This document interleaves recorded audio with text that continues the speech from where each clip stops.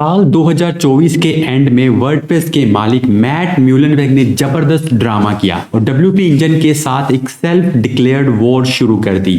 But you will be surprise to know कि Muehlenweg ने अब खुद रेडिट में एक पोस्ट करके लिखा कि उन्हें 2025 में क्या ड्रामा करना चाहिए। ये पोस्ट WP ड्रामा नाम के एक सब रेडिट में की गई है जिसका टाइटल है what drama should I create in 2025।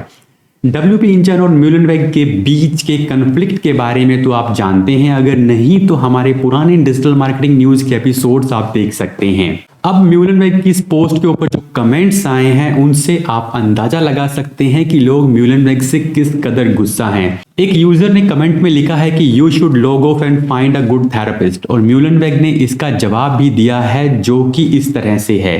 Hi Ryan, freelance WordPress developer. I am glad that WordPress and WooCommerce have been tools that have been provided you some utility and economic benefits in the past and hopefully again in the future. Your profits notes your strong religious belief. I would ask before you post something like this again, you ask WWJD.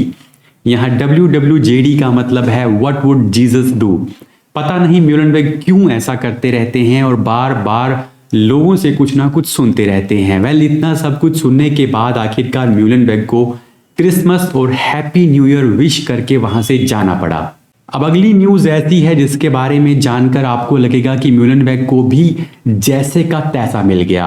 एक जाने माने WordPress plugin developer Robert devour ने एक ऐसा code release किया है जिसे दूसरे प्लगइन और थीम पब्लिशर्स यूज करके म्यूलेनवेग के commercial web hosting platform wordpress.com के क्लाइंट्स को अपने प्लगइन्स या थीम यूज करने से रोक सकते हैं। wordpress.com के बारे में तो आप जानते ही होंगे। wordpress.com और wordpress.org दोनों अलग अलग हैं और wordpress.com पर आप फ्री और पेड होस्टिंग ले सकते हैं। ज्यादा डिटेल में जानने के लिए आप ये वाला वीडियो देख सकते हैं।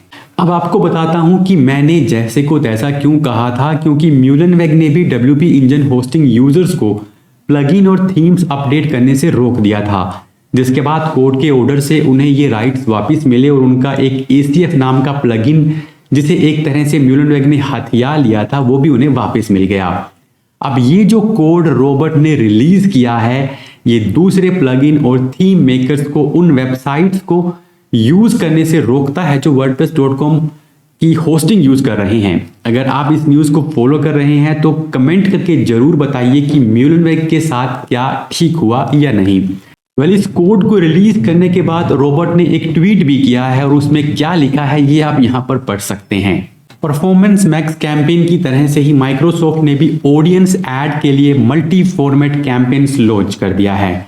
इस फीचर से अब एडवर्टाइजर्स अलग अलग एड फॉर्मेट्स जैसे कि नेटिव, डिस्प्ले और ऑनलाइन वीडियो एड्स को इंटीग्रेट कर पाएंगे।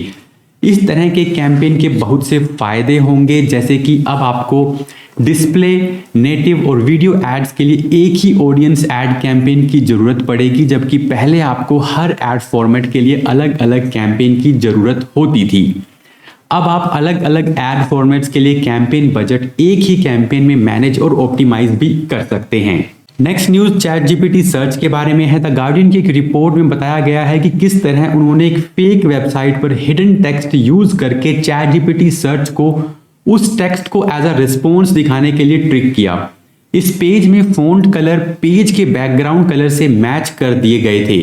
फिर उन्होंने ChatGPT सर्च को उस वेबसाइट को विजिट करके एक सवाल का जवाब देने को कहा। इसके बाद ChatGPT सर्च ने उस वेबसाइट से उस हिडन टेक्स्ट को इंडेक्स किया और उसे अपने जवाब में यूज किया। इसके बाद रिसर्चर्स ने ChatGPT को एक दूसरी फेक वेबसाइट पर भेजा जिस पर पॉजिटिव रिव्यूज देने के लिए एक इंस्ट्रक्शन लिखी गई थी और ChatGPT सर्च ने उन इंस्ट्रक्शन को फॉलो करते हुए पॉजिटिव रिव्यूज भी दे दिए।